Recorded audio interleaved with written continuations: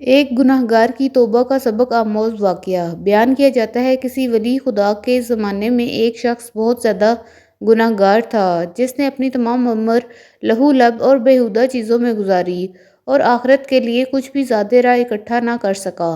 نیک لوگوں نے اس سے دوری اختیار کر لی تھی اور وہ بھی نیک لوگوں سے کوئی سروکار نہیں رکھتا تھا۔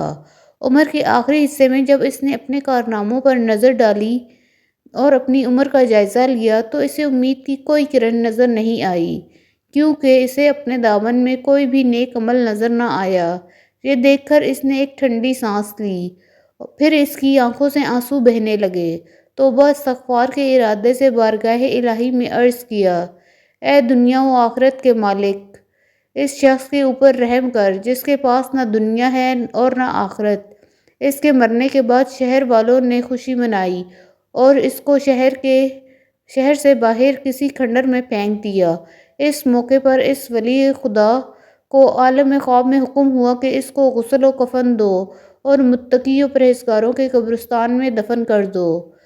عرض کیا، اے رب عالم، وہ ایک مشہور و معروف گناہگار و بدکردار تھا، وہ کس چیز کی وجہ سے تیرے نزدیک عزیز اور محبوب بن گیا اور تیری رحمت و مغفرت کا حقدار بن گیا؟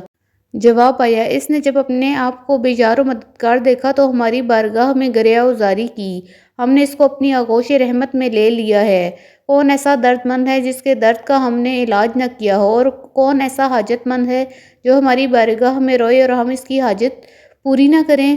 کون ایسا بیمار ہے جس نے ہماری بارگاہ میں گریہ وزاری کی اور ہم نے اس کو شفا نہ دی ہو؟